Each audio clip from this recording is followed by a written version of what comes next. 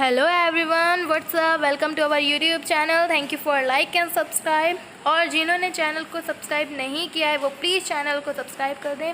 तो आज हम दो बैलों की कहानी देखने वाले हैं। So let's start. जानवरों में गधा सबसे बेवकूफ़ समझा जाता है।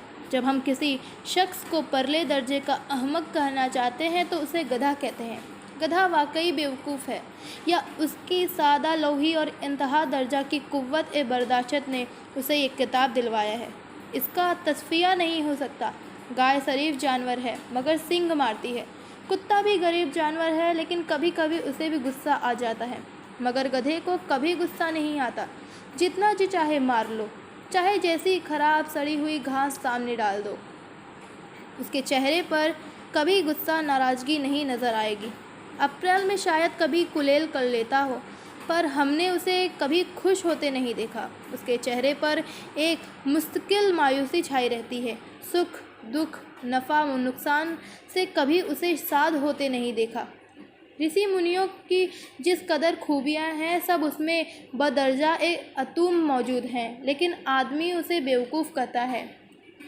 आला खसलतों की ऐसी तौहीन हमने और कहीं नहीं देखी। मुमकिन है दुनिया में सीधेपन के लिए कोई जगह नहीं है, लेकिन गधे का एक भाई और भी है जो उससे कुछ कम ही गधा है, और वो है बैल। जिन मानों में हम गधे का लफ्ज़ इस्तेमाल करते हैं, कुछ लोग ऐसा भी कहते हैं जो बैल को बेवकूफ़ों का सरदार कहने को तैयार हैं। मगर हमारा ख्याल ऐसा नहीं है। बैल कभी कभी मारता है, कभी कभी अड़ियल बैल भी देखने को आते हैं, और कभी कई तरीक़ों से वो अपनी नापसंदी और नाराज़गी का इजहार कर देते हैं, लिहाजा उसका दर्जा गधे से नीचे है। झूरी काजी के पास दो बैल थे। एक का नाम था हीरा और दूसरे का नाम मोती। दोनों देखने में खूबसूरत, काम में चौकस, डील डॉल में ऊंचे। बहुत दिनों से एक साथ रहते रहते दोनों में मोहब्बत हो गई थी। जिस वक्त ये दोनों बैल हल या गाड़ी में जुते जाते और गर्दन हिला हिला कर चलते तो हर एक की यही कोशिश होती कि ज़्यादा बोझ मेरी ही गर्दन पर रहे। एक साथ नाद में मुंह डालते, और एक मुंह हटा लेता तो दूसरा भी हटा लेता, और एक ही साथ बैठते। एक मर्तबा झूरी ने दोनों बैल चंद दिनों के लिए अपनी ससुराल भेजे। बैलों को क्या मालूम था कि वो क्यों भेजे जा रहे हैं। समझे मालिक ने हमें बेच दिया। अगर उन बेजवानों की ज़बान होती तो वो झूरी से पूछते, तुमने हम गरीबों को क्यों निकाल दिया? हमने कभी दाने चारे की शिकायत नहीं की। तुमने जो कुछ खिलाया सर झुकाकर खा लिया, फिर तुमने हमें क्यों बेच दिया? किसी वक्त दोनों बैल नए गांव जा पहुँचे। दिन भर के भूखे थे। दोनों का दिल भारी हो रहा था। जिसे उन्होंने अपना घर समझा था वो उनसे छूट गया था।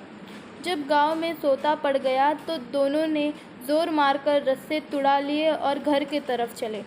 झूरी ने सुबह उठकर देखा तो दोनों बैल चरनी पर खड़े थे। दोनों के घुटने तक पांव कीचड़ से भरे हुए थे। दोनों की आंखों में मोहब्बत की नाराज़गी झलक रही थी।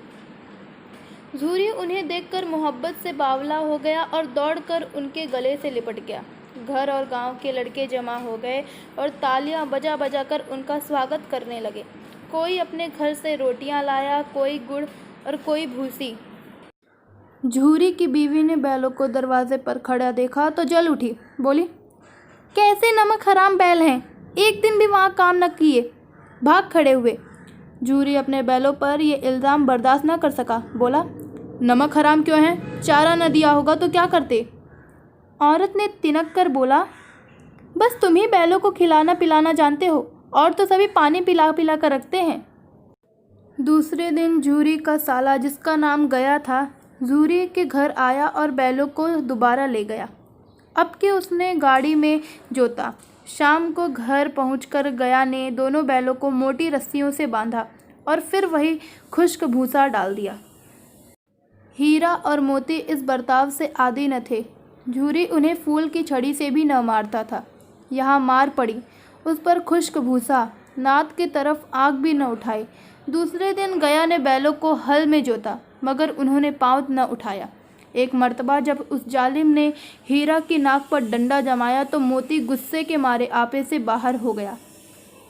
हल लेके भागा। गले में बड़ी बड़ी रस्सियां न होती तो वो दोनों निकल गए होते। मोती तो बस ऐंठ कर रह गया आ पहुंचा और दोनों को पकड़ ले चला। आज दोनों के सामने फिर वही खुश्क भूसा लाया गया। दोनों चुपचाप खड़े रहे। उस वक्त एक छोटी सी लड़की 2 रोटियां लिए निकली और दोनों के मुंह में एक एक रोटी देकर चली गई। ये लड़की गया की थी। उसकी माँ मर चुकी थी। सौतेली माँ उसे मारती रहती थी। इन बैलों से उसे हमदर्दी हो गई। दोनों दिन भर जोते जाते, उल्टे डंडे खाते, शाम को थान पर बांध दिए जाते और रात को वही लड़की उन्हें एक एक रोटी दे जाती। एक रात जब लड़की रोटी देकर चली गई तो दोनों रस्सियां चबाने लगी, लेकिन मोटी रस्सी मुंह में न आती। बेचारे जोर लगा कर रह गए। इतने में घर का दरवाज़ा खुला और वही लड़की निकली। दोनों सर झुकाकर उसका हाथ चाटने लगे। उसने उनकी पेशानी सहलाई और बोली, खोल देती हूँ, भाग जाओ, नहीं तो ये लोग तुम्हें मार डालेंगे। आज घर में मशवरा हो रहा था कि तुम्हारी नाक में नट डाल दी जाएगी। उसने रस्सी खोल दिए और फिर खुद ही चिल्लाई, ओ दादा, दोनों फूफा वाले बैल भागे जा रहे हैं, दौड़ो दौड़ो। गया घबरा कर बाहर निकला। उसने बैलों का पीछा किया। वो और तेज हो गए। गया ने जब उनको हाथ से निकलते देखा तो गांव के कुछ और आदमियों के साथ लेने के लिए लौटा। फिर क्या था, दोनों बैलों को भागने का मौका मिल गया। सीधे दौड़े चले गए। रास्ते का ख्याल भी न रहा। बहुत दूर तक निकल गए। तब दोनों एक खेत के किनारे खड़े होकर सोचने लगे कि अब क्या करना चाहिए। दोनों भूख से बेहाल हो रहे थे। खेत में मटर खड़ी थी, चरने लगे। जब पेट भर गया तो दोनों उछलने कूदने लगे। देखते क्या है कि एक मोटा ताज़ा सांड झूमता हुआ आ रहा है। दोनों दोस्त जान हथेलियों पर लेकर आगे जाने लगे।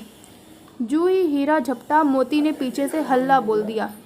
सांड उनकी तरफ मुड़ा तो हीरा ने ढकेलना शुरू कर दिया।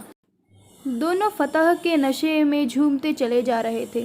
फिर मटर के खेत में घुस गए। अभी 2-4 ही मुँह मारे थे कि 2 आदमी लाठी लेकर आ गए और दोनों बैलों को घेर लिया। दूसरे दिन दोनों दोस्त काजी हाउस में बंद हो गए।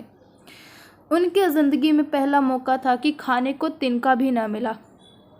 वहाँ कई भैंसें थीं, कई बकरियाँ, कई घोड़े, कई गधे, मगर चारा किसी के सामने न था।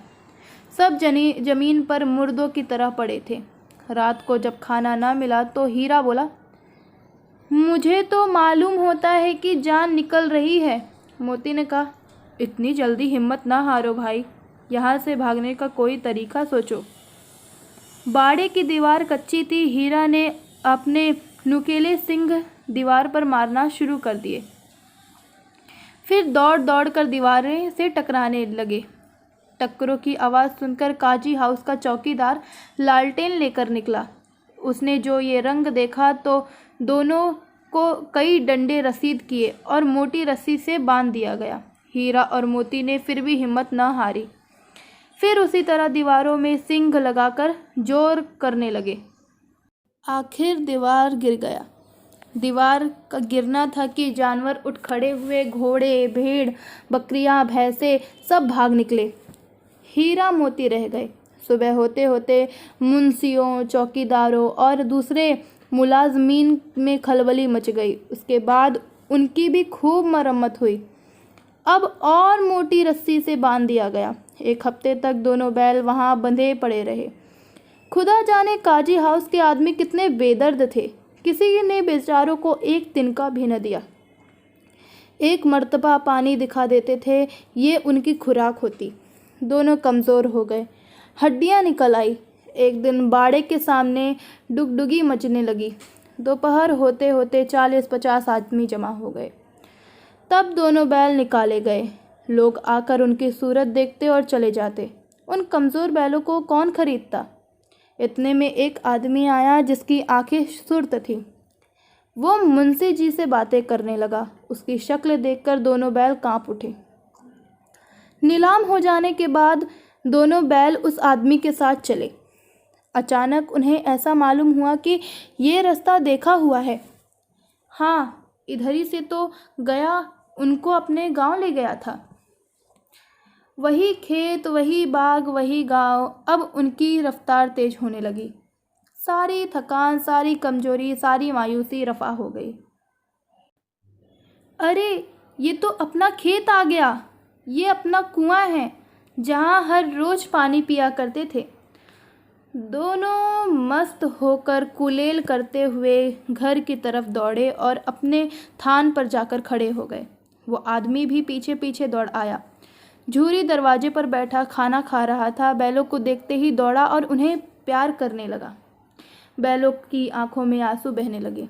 उस आदमी ने आकर बैलों की रस्सियां पकड़ ली। झूरी ने कहा, ये बैल मेरे हैं, तुम्हारे कैसे हैं? मैंने नीलाम में लिए हैं। वो आदमी जबरदस्ती बैलों को ले जाने के लिए आगे बढ़ा। उसी वक्त मोती ने सींग चलाया। वो आदमी पीछे हटा। मोती ने तुआकूब किया और उसे खदेड़ता हुआ गांव के बाहर तक ले गया। गांव वाले ये तमाशा देखते थे और हंसते थे। जब वो आदमी हार कर चला गया तो मोती अकड़ता हुआ लौट आया। जरा सी देर में नाद में खली, भूसा, चोकर, दाना सब भर दिया गया। दोनों बैल खाने लगे। झूरी खड़ा उनकी तरफ देखता रहा और खुश होता रहा। 20 लड़के तमाशा देख रहे थे। सारा गांव मुस्कुराता हुआ मालूम होता था। उसी वक्त मालकिन ने आखिर दोनों बैलों के माथों को चूम लिया। तो यही कहानी का एंड था। Thank you for watching this video. If you enjoy this video, so please like and comment and share with your friends and families. Thank you so much.